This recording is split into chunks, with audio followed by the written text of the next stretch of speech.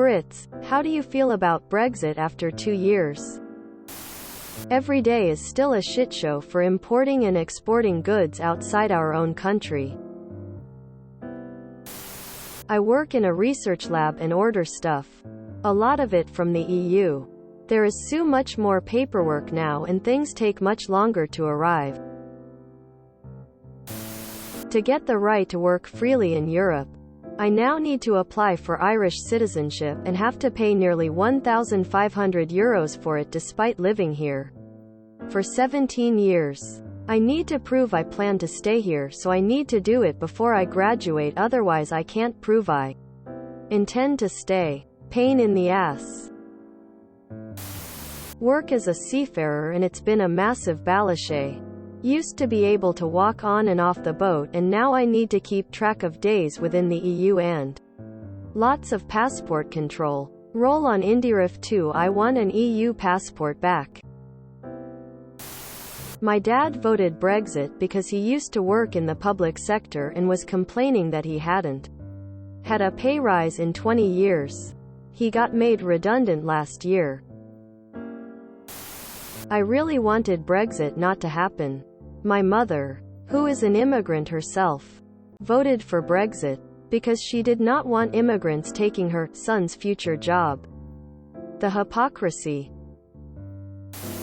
It was always going to be a disaster, and it is. There are literally no tangible benefits of any kind.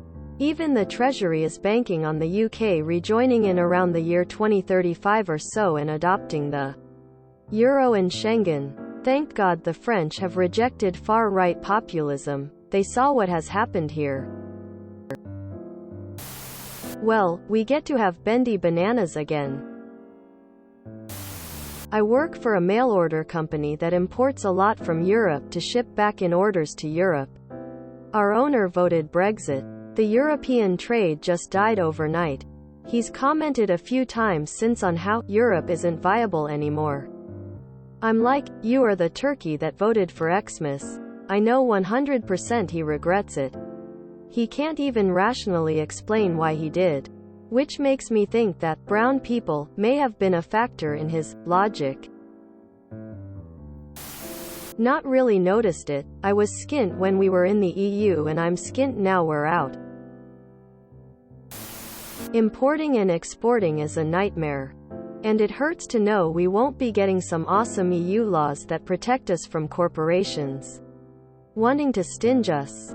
And it's just sweet irony that the biggest driver for Brexit was on immigration. But since we left the EU, net immigration is just as high as it was while we were in. So the racists literally just voted to make their lives harder for no reason. Regardless of the merits of the initial debate, it didn't need to be as painful as it has been. There was no need to push for a hard Brexit.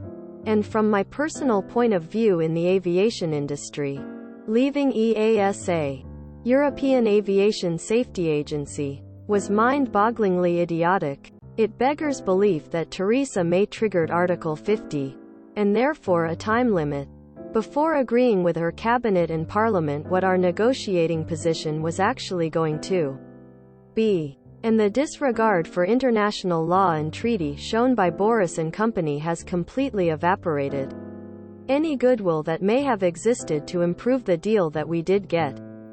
I actually wrote to my MP, a Tory, about this. And he got a response from the relevant minister which said that staying in EASA would have left us subservient to the European Court of Justice, which is why it wasn't possible. The idea that we couldn't defer to that court even in the very specific realm of aviation is symptomatic of how the whole thing was commandeered by headbangers and ideologues with no understanding whatsoever of the industries that their decisions affect. Initiates crying. 2 years? Hasn't it been 7? Not all Brexiteers are thick, racist wankers, but all thick, racist wankers are Brexiteers.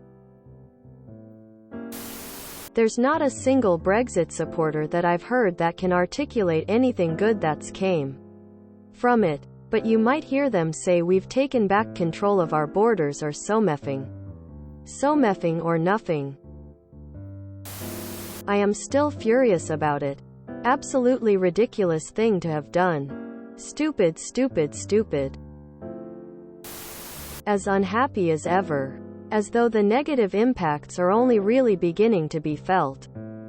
I expect committed Brexiteers to use the pandemic and war as explanations for problems caused by Brexit.